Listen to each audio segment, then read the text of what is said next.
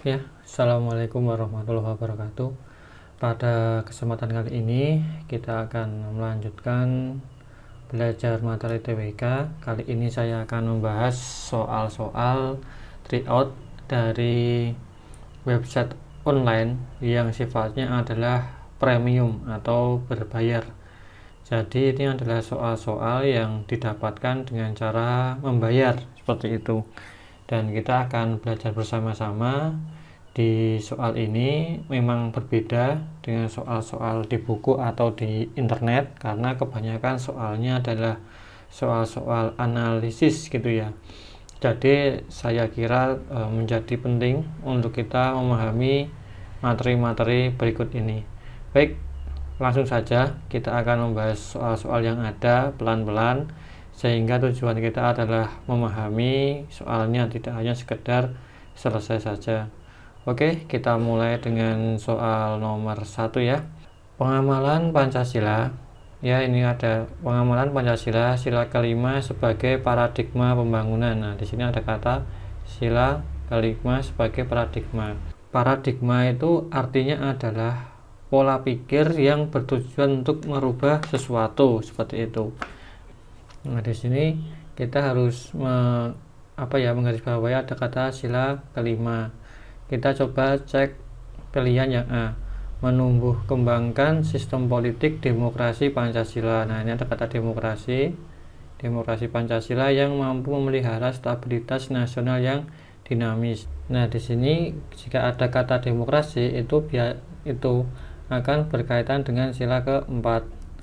Lalu kita coba cek yang B, mengembangkan ekonomi dan pemerataan pembangunan serta mengembangkan kesadaran dan tanggung jawab warga negara. Mengembangkan ekonomi dan pemerataan pembangunan. Nah, ini bagus ya jawabannya. Serta mengembangkan kesadaran dan tanggung jawab warga negara. Ini bagus. Yang C, upaya mengembangkan pertumbuhan ekonomi dan pemerataan pembangunan dan hasil-hasilnya sehingga tercipta kemakmuran yang berkeadilan bagi rakyat Indonesia. Nah, ini lebih bagus lagi jawabannya, kemakmuran yang berkeadilan, karena kata sila kelima itu adalah keadilan sosial. Nah, ini mirip dengan sila kelima. Lalu yang D, meningkatkan harkat dan martabat. Nah, ini jelas ya, harkat dan martabat serta kewajiban asasi, ada kata asasi warga negara dan penghapusan ketidakadilan. Nah, kata-kata ini ada kata asasi, ada kata harkat dan martabat. Ini jelas sekali menuju ke sila kedua ya. Lalu yang E, pembangunan untuk meningkatkan harkat dan martabat manusia berdasarkan nilai kodrat manusia. Nah, nilai kodrat manusia ini juga sila kedua, sehingga yang paling tepat itu adalah C ya, ini yang paling sempurna. Yang B ini juga bagus, tapi yang C ini lebih sempurna. Soal kedua, sikap yang perlu dikembangkan untuk mewujudkan persatuan dalam keragaman antara lain sebagai berikut ya. Ada kata kecuali, jadi yang sifat yang tidak mencerminkan persatuan. Tidak memandang rendah suku atau budaya yang lain, ini oke. Mengembangkan sikap chauvinisme, ini kata-kata ini tidak tepat ya. Ini maksudnya apa sih? Chauvinisme itu artinya adalah bangga pada sukunya ya, terlalu bangga gitu. Ini bangganya itu berlebihan.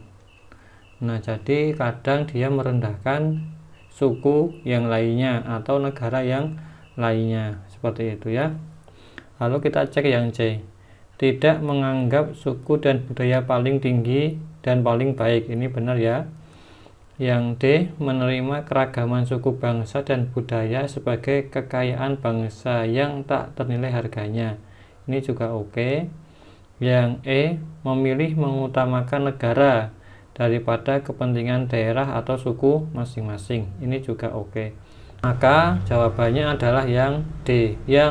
Maka jawabannya adalah yang B, kecuali B ini ya, karena Chauvisme ini konotasinya adalah negatif, yaitu terlalu bangga pada sukunya. Valentinus adalah mahasiswa asal Papua. Ini ada kata asal Papua, biasanya ini penting, yang ingin melanjutkan studinya di Pulau Jawa, khususnya di Universitas Gadjah Mada, Yogyakarta.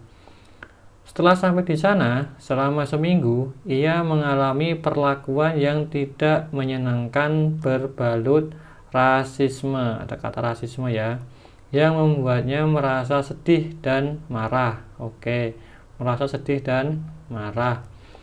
Hal yang dialami Valentinus adalah salah satu penyimpangan perilaku bertentangan dengan Pancasila, khususnya sila. Nah, rasisme ini berkaitan dengan hak asasi manusia. Hak asasi manusia itu sangat erat sekali dengan sila yang kedua. Ya. Pertama itu jelas dia ke arah Tuhan. Dia membahas tentang Tuhan, agama gitu ya.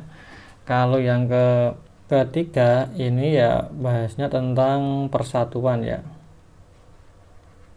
Persatuan. Keempat ini tentang demokrasi. Nah, kalau yang kelima ini bahasnya tentang keadilan. Keadilan dan juga sosial. Nah, seperti ini. Baru-baru ini terjadi penangkapan tangan terhadap beberapa oknum kepala daerah di berbagai provinsi dan kabupaten yang mengejutkan publik.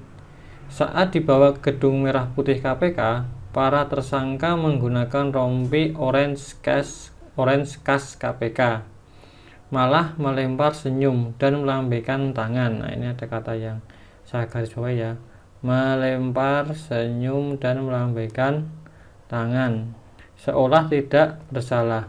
Hal ini pada dasarnya sesuai dengan tatanan dan pandangan hidup bangsa Indonesia, khususnya Pancasila Nah, ini sama ya, ini berkaitan dengan moral.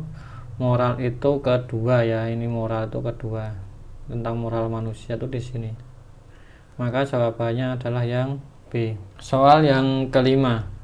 Setiap tahunnya selalu terjadi kebakaran hutan dan lahan yang menyebabkan kabut asap terjadi di berbagai wilayah Indonesia. Ini ya, dampaknya adalah menyebabkan kabut asap terjadi di berbagai wilayah di Indonesia. Presiden Jokowi telah memerintahkan menteri terkait untuk mengambil langkah penanggulangan dan pencegahan agar hal tersebut tidak terjadi lagi di masa yang akan datang. Peristiwa ini amat mengganggu kegiatan sehari-hari masyarakat ya, mengganggu kegiatan sehari-hari masyarakat dan menyebabkan sekolah diliburkan di beberapa tempat. Penundaan penerbangan dan banyak lainnya. Nah, ini ada penundaan penerbangan banyak lainnya. Setelah ditelusuri, ternyata banyak kebakaran yang terjadi tidak disebabkan oleh peristiwa alam, melainkan ulah tangan manusia ya. Khususnya perusahaan-perusahaan sawit yang ingin mengambil langkah cepat untuk melancarkan bisnis mereka. Hal ini adalah bentuk sikap yang sangat bertentangan dengan Pancasila, khususnya sila berhubungan dengan orang banyak ya, berhubungan orang banyak, dan juga berhubungan dengan orang banyak dan kemaslahatan bersama, dan ini orang banyak ya, dan juga tentang keadilan gitu ya. Maka pilihan yang paling tepat itu adalah sila kelima, yaitu yang A. Kalau yang D ya, sila kedua ini biasanya dia adalah pribadi saja gitu ya, tidak berhubungan dengan masyarakat, semisal yang tadi ya, masalah koruptor tadi. Nah, itu pribadi. Oke, seperti itu. Soal ke-6. Jumlah dana yang dialokasikan untuk pemberdayaan masyarakat di tingkat kelurahan cukup besar, sehingga tidak menutup kemungkinan peningkatan kualitas lingkungan yang jauh lebih baik daripada yang dicapai tahun lalu. Kalimat tersebut tidak efektif, sehingga perlu diperbaiki dengan cara Oke, sebelum itu kita pahami dulu apa itu kalimat efektif. Kalimat efektif itu intinya sesuai dengan ejaan yang ditentukan dan juga informatif untuk masyarakat gitu ya, untuk membaca. Nah, sekarang coba kita cek satu persatu. Mengganti kata dialokasikan dengan dianggarkan. Nah, mana jumlah yang dialokasikan ini ya, ini diganti dianggarkan. Jumlah dana yang dianggarkan untuk memberdayakan masyarakat. Ini sudah efektif, andaikan diganti pun tidak masalah gitu ya. Ini yang kalimat pertama ini tidak masalah, ini sudah efektif, dan jika diganti dengan dianggarkan, kalimatnya tetap efektif karena dianggarkan itu sama dengan dialokasikan. Lalu yang B, mengganti kata untuk dengan guna. Jumlah dana yang dialokasikan untuk pemberdayaan itu diganti dengan guna. Jumlah dana yang dialokasikan guna memperdayakan masyarakat, itu juga benar ya. Jadi ini sudah benar, ini juga oke, tidak ada masalah. Lalu yang C, mengganti daripada dengan dibandingkan. Ini ya, daripada itu di sini ya, ini ya, daripada. Kita baca, tidak menutup kemungkinan peningkatan kualitas lingkungan yang jauh lebih baik dibandingkan yang dicapai tahun lalu. Nah, ini juga masih bisa ya dipakai. Menghilangkan kata cukup dan jauh. Menghilangkan kata cukup dan jauh. Nah, ini juga tidak perlu ya, ini meningkatkan kata cukup dan jauh ini juga tidak perlu, sehingga ini juga tidak perlu digunakan karena kalimatnya sudah efektif ya ini. Kalau ini dihilangkan, kalimatnya malah jadi tidak efektif, sehingga ini tidak perlu dihilangkan. Coba yang E ya, ini pilihan terakhir. Mengganti kata menutup dengan tertutup. Mana tertutupnya? Ini ya. Oke. Di tingkat kelurahan cukup besar sehingga tidak tertutup kemungkinan peningkatan kualitas. Nah, ini benar ya. Karena kata menutup ini kan kata kerja, sedangkan ini kan bukan kata kerja, sehingga diganti dengan kata tertutup. Ini lebih tepat sehingga menjadi kalimat yang efektif. Maka pilihan yang paling pas itu adalah yang E. Seperti itu. Oke, kita lanjutkan kita baca dulu pertanyaannya. Kalimat-kalimat dalam paragraf tersebut akan menjadi kalimat baku apabila diperbaiki dengan cara berikut, kecuali ya kata baku. Jadi ada kata baku nanti yang mungkin salah atau kalimat yang kurang pas gitulah ya. Oke, kita langsung saja. Menghilangkan kata untuk pada kalimat pertama. Ini dihilangkan ya. Menjadi mendapatkan pegawai negeri sipil yang berkualitas sebenarnya tidaklah sulit. Oke, ini benar ya. Dengan cara menghilangkan kata untuk, ini kalimatnya menjadi lebih efektif, lebih ringkas gitu. Oke, ini benar. B, mengganti kata dari pada kalimat kedua dengan kata pada kalimat kedua. Hal ini tergantung di komitmen moral dan kemauan politik pada pengambil keputusan dan penentu kebijakan, karena animo masyarakat untuk menekuni profesi PNS relatif masih tinggi. Nah, ini ya, dari kata dari ini itu diganti dengan pada. Hal ini tergantung pada komitmen moral dan kemauan politik para pengambil keputusan. Nah, ini juga oke. Yang C, kita coba mengganti kata dari pada kalimat ketiga dengan kata oleh. Pada dasarnya kualitas pelayanan publik sangat ditentukan dari. Nah, ini ya, dari diganti oleh. Pada dasarnya kualitas pelayanan publik sangat ditentukan oleh kualitas para pelayan. Dalam hal ini adalah para pegawai yang tergabung yang tergabung dalam Korps Pegawai Republik Indonesia. Ini juga oke ya. Yang D, menambah kata yang setelah kata para pelayan dalam kalimat ketiga. Menambah kata zhang setelah kata para pelayan dalam kalimat ketiga. Nah ya, para pelayan yang ini, nah di sini ya posisinya itu. Nah di sini posisinya itu di sini. Nah di sini ya ditambah zhang. Pada dasarnya kualitas pelayanan publik sangat ditentukan oleh kualitas para pelayan, yang dalam hal ini adalah para pegawai. Kurang ya, ini kurang oke, karena malah kalimatnya jadi panjang, padahal sudah cukup efektif, malah jadi tidak efektif ketika tambah kata zhang. Oke, yang E, menghilangkan kata dari setelah kata kinerja dalam kalimat keempat. Nah ini ya, ada kata kinerja. Oleh karena itu, kualitas kinerja pelayanan publik merupakan puncak gunung es. Langsung saja ini ya, merupakan puncak gunung es dari fungsi pemerintahan yang harus dibenahi. Nah ini juga oke ya, ini juga oke. Maka jawabannya adalah yang D.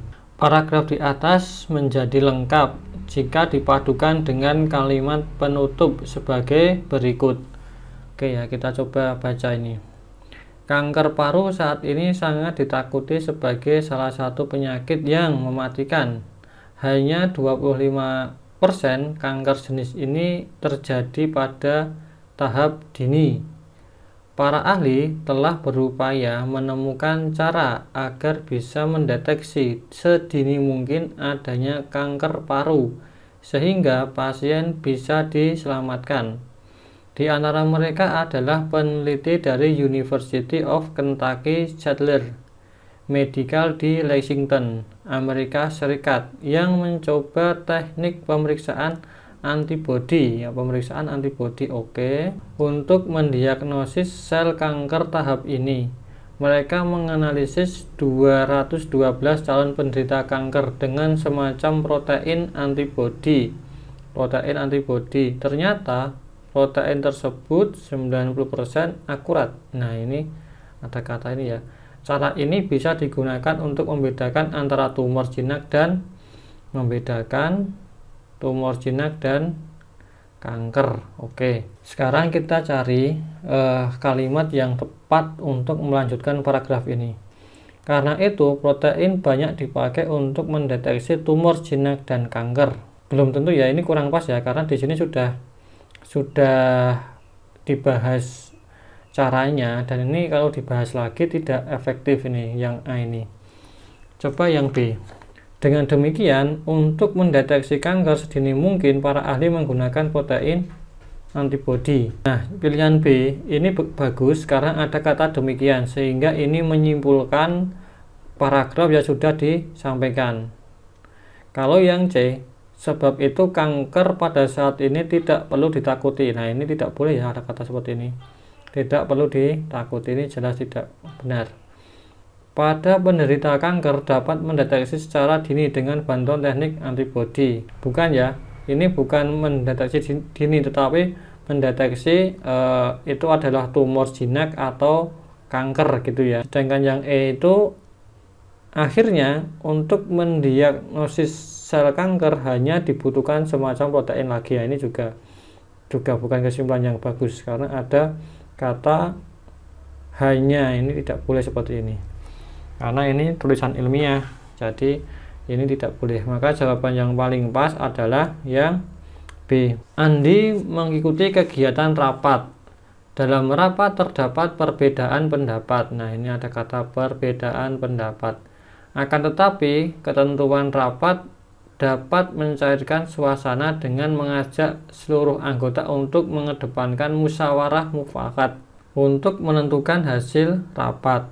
Nilai musyawarah yang dilakukan oleh Andi dan anggota rapat lainnya sesuai dalam nilai Pancasila terdapat pada sila, nah ini mudah ya, sila ke-4. Karena berkaitan dengan demokrasi, musyawarah mufakat itu yang sila ke-4.